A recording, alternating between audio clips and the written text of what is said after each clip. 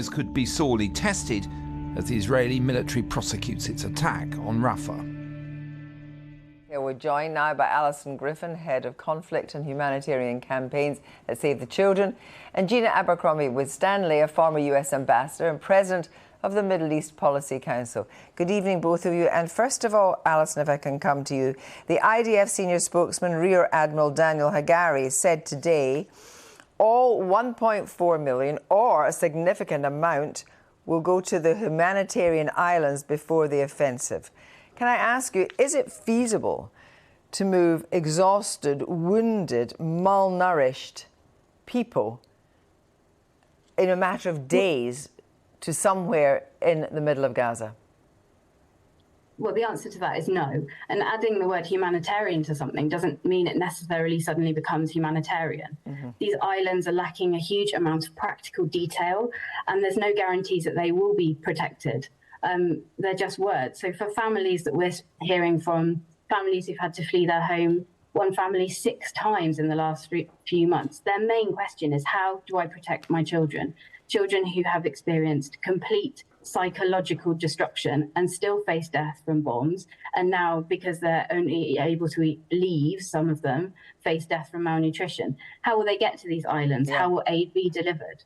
Well, that logistic, I mean, it's like moving almost the population of Birmingham and more, and people, we don't know how they're going to be moved or what they're being moved to. What in these circumstances would be expected of UNICEF? Well, UNICEF, like Save the Children, like all humanitarian agencies, know how to programme effective humanitarian action via ground. So we've heard about maritime corridors this week, about aid drops from the sky, both of which about these new islands. They're costly and inefficient ways to deliver aid. And most importantly, they take time that children in Gaza right now who are dying from malnutrition do not have. I mean, this is a war on children. It's a war on their childhoods.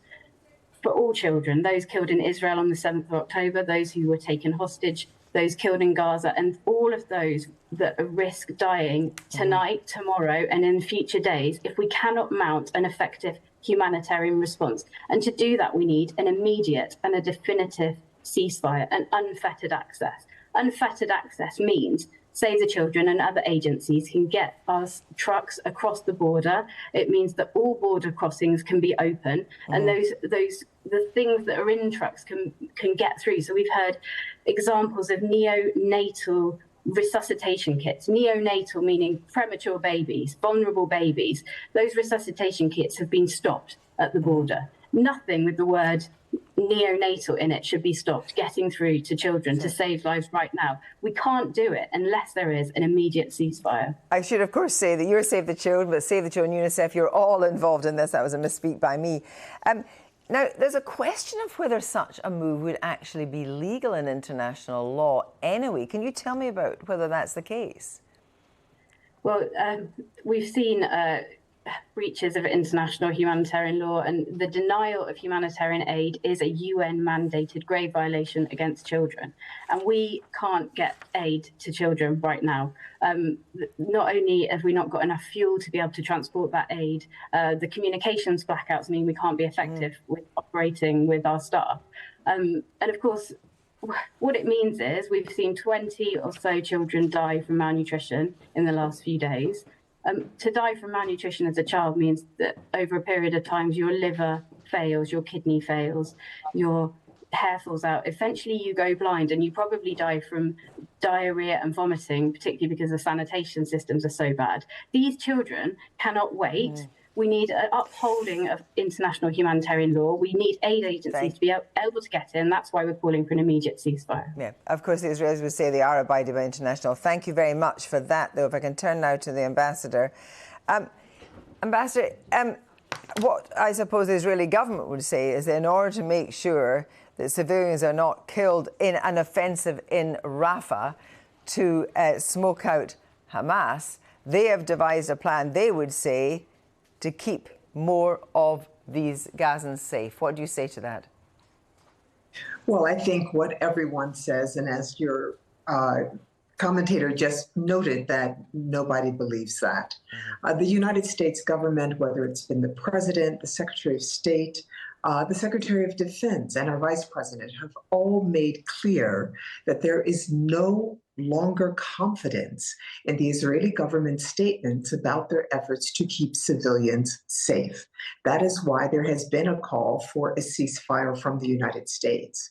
The challenge is, of course, is that as Senate Majority Leader Schumer made clear that there is a strong recognition that the Israeli Prime Minister is continuing this war in the face of having a great deal of uncertainty about the ability to achieve those aims. People do not believe that Hamas as an idea can be eradicated, that hostages that have been released through diplomacy, not through dropping bombs. So you have a recalcitrant leadership on the Israeli side, and you also have these pressures on the Hamas side. Hamas also must recognize that they are going to have a strong accounting when this is over, and therefore both sides have reason to not move forward in the best way to get to a ceasefire. Now, that means it has to come from outside. I suppose in asserting that the Israeli government wants to move a vast proportion of 1.4 million people into these humanitarian islands, if that doesn't happen, then by their own lights, because they want to make sure they say that civilians are not killed or wounded, there cannot be a large-scale offensive in Rafah with U.S. support. Yeah, it's certainly not with U.S. support. No. That's off the table. The president has made very clear. Unless an extraordinary, there's nothing impossible in this way to set up islands that are going to be safe for civilians. There is not. So I mean, what do you make, though, of this idea of creating these humanitarian islands? Do you hold the same view as Save the Children, that it's just well nigh impossible? I believe it is impossible, and I will be very surprised to see someone from the U.S. government who are watching from all of our various services what's happening to say that there is confidence that this can be done.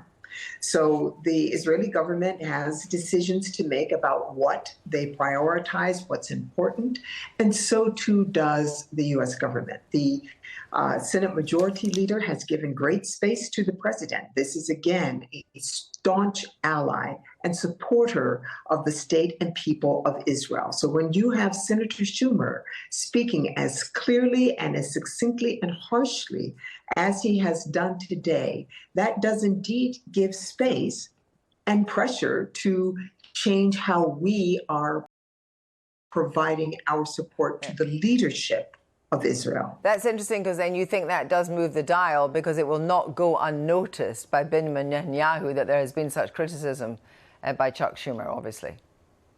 I think the point is for it to be noticed by the Israeli people, and that they should understand that while our support is staunch for Israel and the people of Israel, that does not mean that the U.S. government has to support unwise, dangerous, collective punishment, as it were, from Israeli leadership.